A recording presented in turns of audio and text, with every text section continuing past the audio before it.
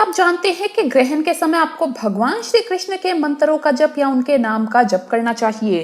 आज की इस वीडियो में हम आपको चंद्र ग्रहण से जुड़ी ऐसी ही बेहद जरूरी जानकारी देंगे, तो पूरी जानकारी के लिए इस वीडियो को अंत तक जरूर देखिएगा। दोस्तों एक बार सच्चे दिल से कमेंट्स में जरूर लिखे जय श्री कृष्ण, राधे राधे दोस्तों, ताकि यशोदा माँ के कन्हैया के दरबार में आपकी हाजिरी लग जाए। दोस्तों इस साल यानी साल 2021 में कुल 4 ग्रहण लगेंगे, जिसमें 2 सूर्य ग्रहण और 2 चंद्र ग्रहण होंगे।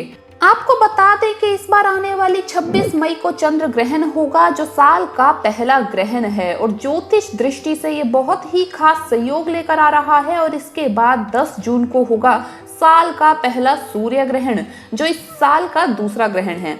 आपको बता दें कि इस बार का ग्रहण कुछ इस तरह के योग लेकर के आ रहा है कि जिससे साल 2021 के कड़े प्रभावों में बदलाव आना भी शुरू हो जाएगा। इसलिए ये ग्रहण बहुत ही खास है, क्योंकि जैसा कि आप सभी जानते ही हैं कि ये साल भी पिछले साल की तरह ही बहुत ही भारी था।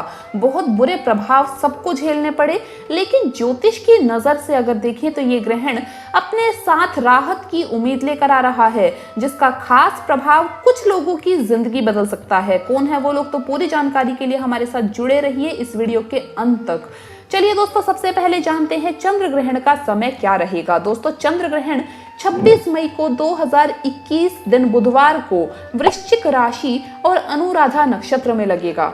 चंद्रमा पर आंशिक ग्रहण दोपहर में करीब 3:15 बजे शुरू होगा और शाम 7:19 तक रहेगा। 26 मई की रात को सूर्य, धरती और चंद्रमा इस तरह से एक सीध में होंगे कि धरती से ये पूर्ण चंद्र ग्रहण के रूप में नजर आएगा। चंद्रमा धरती के आसपास चक्कर लगाता हुआ कुछ पल के लिए धरती की छाया से गुजरेगा और पूरी तरह से इस पर ग्रहण लग जाएगा। चंद्र ग्रहण की कुल अवधि 4 घंटे 4 मिनट की होगी। सूतक काल ग्रहण लगने से 9 घंटे पहले शुरू हो जाता है और ग्रहण खत्म होने के साथ ही खत्म हो जाता है। आपको बता दें कि सूतक 26 मई को सुबह 6:15 से ही शुरू हो जाएगा, जो ग्रहण समाप्ति तक प्रभावी रहेगा, यानी कि 26 मई शाम 7:19 पर समाप्त होगा। इस दौरान शुभ कार्यों को ना करें। दोस्तों वैसे तो 26 मई को लगने वाले इस चंद्र ग्रहण में सूतक काल मान्य नहीं होगा, यानी किसी भी प्रकार के शुभ कार्य वर्जित नहीं होंगे। पूजा पाठ और भोजन आदि से जुड़े कार्य किए जा सकते हैं, लेकिन फिर भी संयम बरतने और नियमों का पालन करने में ही समझदारी है। इसलिए बेहतर यही होगा कि सूतक के समय सावधानी बरती जाए और सभी नियमों का ठीक उसी तरह से पालन किया जाए जिस तरह से जब सूतक काल मान्य होता है तब किया जाता है। क्योंकि दोस्तों इस साल ग्रहण बहुत ही ज्यादा भयंकर प्रभाव ला रहे हैं। अगर सावधानी ना बरती जाए तो शुभ प्रभाव की जगह आप पर इसका बुरा प्रभाव देखने को मिल सकता है। इसलिए समझदारी इसी में है कि किसी भी तरह की ढील ना की जाए, क्योंकि दोस्तों 26 मई को लगने वाले चंद्र ग्रहण के ठीक 15 दिन के भीतर यानी कि 10 जून को सूर्य ग्रहण लगने वाला है। और जब कभी भी 15 दिन के भीतर 2 ग्रहण लगते हैं तो ऐसे में किसी भी तरह की ढील खींचना आपके लिए बहुत भारी पड़ सकता है। इस बार चंद्र ग्रहण वृश्चिक राशि और अनुराधा नक्षत्र में लगने जा रहा है, जिस वजह से वृश्चिक राशि वाले जातकों के लिए बहुत ही भारी रहेगा। आपको ग्रहण के बाद अन्नदान करना चाहिए ताकि आप पर इसका बुरा प्रभाव टल जाए। आपको भगवान हनुमान जी की पूजा करनी चाहिए। चलिए अब जानते हैं ग्रहण में आपको क्या सावधानियां बरतनी होगी। सूतक काल के लगने से ही ग्रहण से संबंधित कई तरह की सावधानियां शुरू हो जाती है। सूतक में खाने की चीजों में तुलसी दल रखना चाहिए। ग्रहण में गर्भवती महिलाओं को विशेष सावधानी रखनी चाहिए। ग्रहण काल में पूजा स्थल के दरवाजे बंद कर दिए जाते हैं ताकि ग्रहण का बुरा असर भगवान पर ना पड़े। इस चंद्र ग्रहण के बाद स्नान, दान और मंत्र जाप करना विशेष फलदायी रहेगा। दोस्तों ग्रहण के दौरान अन्न जल ग्रहण नहीं करना चाहिए। चंद्र ग्रहण के दौरान स्नान नहीं करना चाहिए। ग्रहण खत्म होने के बाद या इससे पहले स्नान कर लेना चाहिए। ग्रहण को कभी भी खुली आंखों से नहीं देखना चाहिए। इसका आप पर और अगर महिला प्रेग्नेंट हो तो होने वाले बच्चे की आंख पर बुरा असर पड़ता है। ग्रहण के दौरान कुछ भी पकाइएगा नहीं।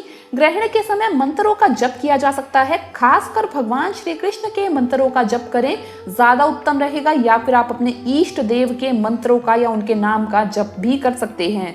ग्रहण के बाद घी और खीर से हवन आदि करने से लाभ होता है। चंद्र ग्रहण समाप्त होने के बाद घर में शुद्धता के लिए गंगा जल का छिड़काव करना चाहिए। गर्भवती महिला को गंगा जल तुलसी के साथ ग्रहण कर लेना चाहिए।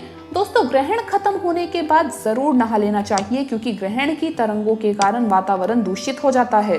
ग्रहण के दौरान वातावरण में जिन तरंगों का प्रभाव होता है वो न सिर्फ जीवित बल्कि बेजुबान वस्तुओं पर भी असर करती है। ग्रहण काल के बाद वैसे तो पवित्र नदी में स्नान करना चाहिए, लेकिन महामारी के चलते ऐसा संभव नहीं, तो ऐसे में घर में ही नहाने के पानी में गंगा जल डालकर नहाना चाहिए। शारीरिक और मानसिक शुद्धि के लिए ग्रहण के बाद स्नान करना बहुत ही जरूरी बताया गया है। दोस्तों, स्नान के बाद भगवान विष्णु की पूजा करें और दीप दान करें। इससे स्वास्थ्य पर अनुकूल असर होता है और प्रतिष्ठा की प्राप्ति होती है। ग्रहण के बाद स्नान करना जरूरी माना गया है, लेकिन आपको बता दें कि ग्रहण से पहले भी स्नान करना उतना ही जरूरी है, क्योंकि ग्रहण का समय साधना का समय होता है, जो कि शुद्ध होकर ही की जानी चाहिए। चंद्र ग्रहण के बाद पीपल के पेड़ की पूजा करना भी शुभ माना गया है। जल में तिल गुड़ मिलाकर पीपल की जड़ को सींचना आपके लिए अधिक फलदायी होगा। इससे ग्रहण के बुरे प्रभाव आपके जीवन को प्रभावित नहीं करेंगे। माना जाता है कि किसी भी ग्रहण का असर सबसे ज्यादा गर्भवती महिलाओं पर होता है, क्योंकि ग्रहण के वक्त वातावरण में नकारात्मक ऊर्जा काफी ज्यादा रहती है। ग्रहण काल के दौरान गर्भवती स्त्रियों को घर से बाहर नहीं निकलने की सलाह दी जाती है। बाहर निकलना जरूरी हो तो गर्भ पर चंदन और तुलसी के पत्तों का लेप लगा करके आप बाहर जा सकते हैं। इससे ग्रहण का प्रभाव गर्भ में पल रहे शिशु पर नहीं होगा, लेकिन अगर बहुत ही ज्यादा जरूरी है तब ही आप ये उपाय कीजिए, वरना बाहर ना निकलने में ही समझदारी है। ग्रहण काल के दौरान अगर खाना जरूरी हो तो सिर्फ खान पान की उन्हीं वस्तुओं का उपयोग करें जिनमें सूतक लगने से पहले तुलसी पत्र या कुशा डाला गया हो। तो दोस्तों, आपको ये वीडियो कैसा लगा हमें कमेंट्स में जरूर बताएं। इस वीडियो को लाइक करें, अपने दोस्तों के साथ शेयर करें और हमें सब्सक्राइब करना ना भूलें। धन्यवाद दोस्तों, आपका दिन शुभ रहे। जय श्री कृष्ण, राधे राधे।